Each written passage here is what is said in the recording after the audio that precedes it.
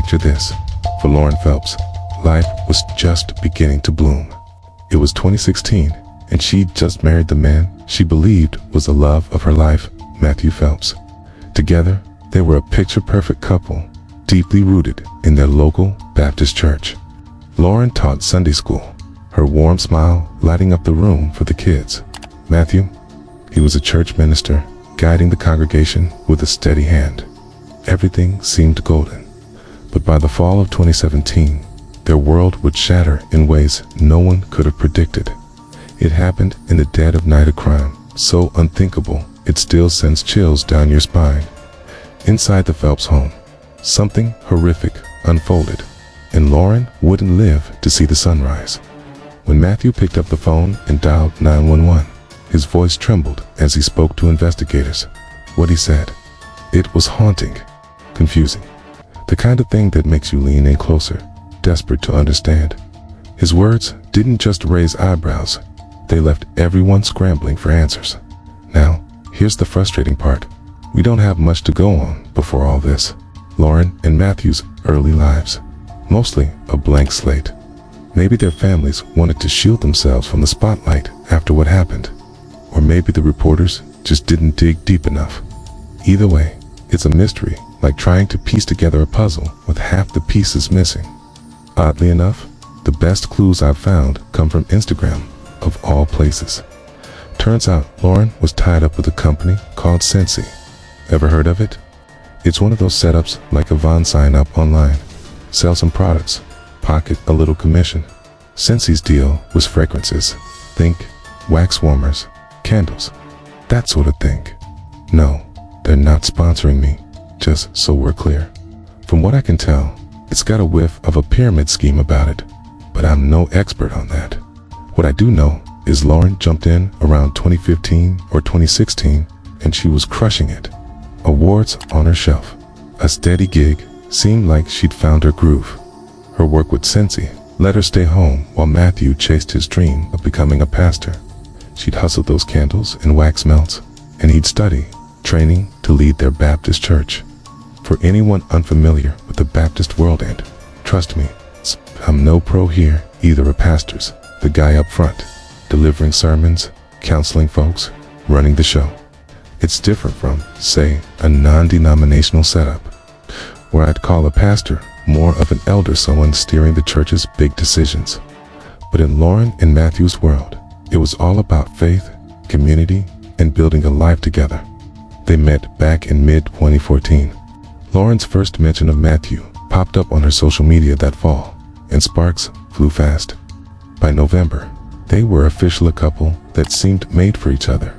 Her family couldn't stop raving about it. Matthew was honest, clean-cut, the kind of guy you'd trust with your life.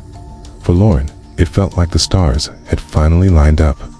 Matthew adored her for who she was, and she glowed in his presence. We don't know if she ever dreamed of college or a big career. Those details are lost to us, but once Matthew stepped into her life, everything shifted for the better. She dove deeper into their church, and when Matthew said he wanted to study to become a pastor, Lauren was all in. How they paid the bills while he was in school, that's murky. Maybe Lauren had a side gig beyond Scentsy actually. I can confirm she did have another job, or maybe Matthew chipped in, or the church lent a hand. Whatever it was, they made it work, and they seemed downright joyful doing it. After dating for just under 2 years, Matthew popped the question on Valentine's Day 2016. Later that year, they tied the knot. Scroll through their social media, and it's all smiles, pure bliss. Life looked perfect. But here's the thing about social media, it's just a highlight reel. Behind the filters and captions, cracks were forming. According to Lauren's family, despite the happy posts, she was miserable. And the source of that misery, her brand new husband, Matthew. Turns out, Matthew wasn't the man he'd painted himself to be. Their marriage was barely off the ground when it started crumbling. You see, when you get married, you usually merge everything, bank accounts included. For Lauren and Matthew, that's where the trouble brewed. When they were dating, life was smooth. They controlled their own worlds, shared what they wanted, But now, as husband and wife, every detail was laid bare, and Lauren began to uncover things about Matthew she never saw coming.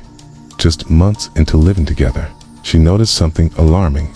Matthew had a serious money problem. How bad was it? We don't know the full depth. Lauren's family and friends say he spent cash like a politician with no budget, even though his income was next to nothing. Debt? Probably. Proof? Not quite. But one thing's clear. Matthew's lifestyle didn't add up. It was a ticking time bomb in their marriage, and Lauren was running out of patience fast. She was careful, resourceful, the type to plan every step. Matthew, wild, reckless, throwing caution to the wind. She'd confront him about the spending again and again. He'd promise to change, but he couldn't. For some shopping's an addiction, a mask for deeper pain. And Matthew, he was drowning in it. On the outside, he had it all: a gorgeous wife, a calling as a pastor, a nice car. Most folks would kill for that, but for him, it wasn't enough. Lauren tried to rein him in, locking down their accounts. Didn't he matter? He defined a workaround. Arguments piled up, tempers flared, and soon they were both at their breaking point.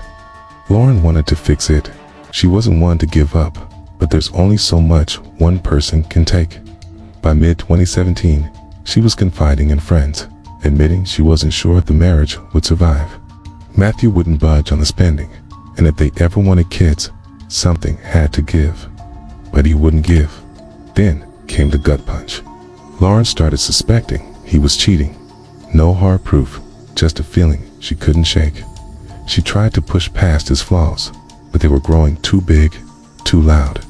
Her life was spinning out of control, while she obsessed over cute outfits, Star Wars, dogs, and kids' simple joys. Matthew's mind was elsewhere, darker. See, Matthew had a side he kept hidden. Where Lauren loved light, he was drawn to shadows. Horror movies, the macabre. One film in particular gripped him: American Psycho. Never seen it? Quick rundown. Patrick Bateman's a slick banker by day, a serial killer by night. Matthew wasn't just a fan, he was obsessed. Friends say he'd dress up as characters from the movie for fun. Creepy, sure, but it gets worse. One day, over drinks, he let slip something chilling to a buddy. Out of nowhere, he started talking about serial killers, then admitted he wondered what it'd feel like to take a life. A passing thought for most, maybe. But for Matthew, his friend saw something in his eyes, strange, eerie curiosity. And not long after that, the unthinkable happened. It was September 1st, 2017. A night like any other, or so it seemed. Lauren and Matthew went to bed in their apartment. Lights out, world quiet. But in the dark, something stirred. Matthew had always struggled to sleep, chasing rest with whatever he could find: pills, cough syrup, rumors of harder stuff. That night, he downed a hefty dose of cough medicine, hoping it'd knock him out. A friend had sworn it worked, but there's a catch. It can mess with your head, spark wild dreams. And Matthew's dreams that night, they were twisted, too dark to shake. He bolted awake, stumbled to the doorway, flipped on the light. What he saw stopped him cold. At first, he thought he was still dreaming. Lauren, his wife, was sprawled on the floor. The bedroom, a sea of red stains. A knife glinted on the bed. His clothes, drenched red from head to toe. Panicked, he grabbed the phone, dialed 911. His voice cracked as he told the operator he'd had an awful dream, then woke to this. "I think I killed my..." He started, then faltered. The dispatcher pressed him, frantic for answers, but all he could do was choke out the scene. Shocked, broken, lost. He sobbed. She didn't deserve this. But that shock, it didn't last. When investigators arrived, something didn't add up. Matthew had told the 911 operator he was covered in red, but there he stood, clean as a whistle. For a guy who'd just stumbled onto a bloodbath, he looked awfully put together. Detectives clocked it fast. He'd scrubbed himself spotless before making the call. Now, I don't know about you, But if I woke up to that nightmare, a shower wouldn't be my first move. The police thought the same. In interrogations, Matthew stuck to his story. Too much cough syrup, a blackout, then waking to chaos. No evidence directly contradicted him except that cleanup. Weird. Absolutely. Illegal. Not really. But it raised flags. And just when investigators thought they'd hit a wall, Matthew dropped a bombshell, a confession that flipped everything upside down.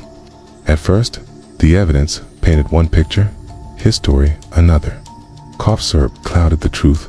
He swore it messed him up, and yeah, he'd taken it.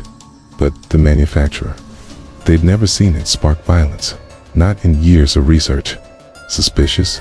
Sure, but the cops couldn't nail him yet. Then came the trial. Facing the judge, Matthew's mask started to slip. Up till now, he'd been cold. Investigators at the scene said he barely flinched, no real tears. But in court, something shifted. He opened up, hinting he might have done it. Then, in a heartbeat, he admitted the cough syrup probably wasn't to blame. The judge leaned in. "Are you admitting guilt?" Matthew nodded. Some say it was a ploy to dodge the death penalty. Others think remorse finally hit him. Me? I can't call it. But this wasn't the end. Things only got uglier. Digging deeper, detectives unearthed Matthew's social media. 2 Instagram accounts, Marty_Radical and Uncanny_Matty. The first, a shrine to American Psycho quotes. Screenshots, obsession laid bare. It's private now, but the profile pic, Christian Bale, splattered red says plenty. The second account, its bio haunts. I'm just a pitiful anonymous, drifting into the abstract. I can't seem to tell if I am dreaming anymore. Chilling, right? Police had a theory. Matthew, fixated on American Psycho, tough with Lauren controlling the cash and threatening divorce, snapped. They say he channeled his favorite scenes, inflicting over 120 wounds on her, then coolly cleaned up before calling for help. He's never copped to that exact story, but it's not hard to picture. Lauren's family, shattered, spoke out. Her dad replayed her final weeks, paranoid, scared off. He wishes he pushed her to talk, wonders if she sensed the end coming. Then, a gut-wrenching twist. Lauren's sister revealed that, hours before the crime, Lauren caught Matthew sneaking out cheating. They fought hard. Was that the spark? Maybe. Her family's torn apart. Her mom calls Matthew a manipulator, convinced he planned it for months. Evidence slim, but she says cops told her most wounds hit from behind. Merciless. Her dad's wrecked. I think about it every day. What I missed. I'll hate him till my grave. Matthew got life, no parole. Somel say this Christian man proves fate's a sham, but Matthew, no Christian, a fraud, a wolf in sheep's clothing. His own bio called him an entrepreneur, not a pastor. True faith isn't this. Still, redemption's possible, even for him. I hope he finds it before it's too late. Thanks for listening to this True Crime Stories episode. Want more? Hit like, subscribe, drop a comment. Any comment, it helps more than you know. See you tomorrow.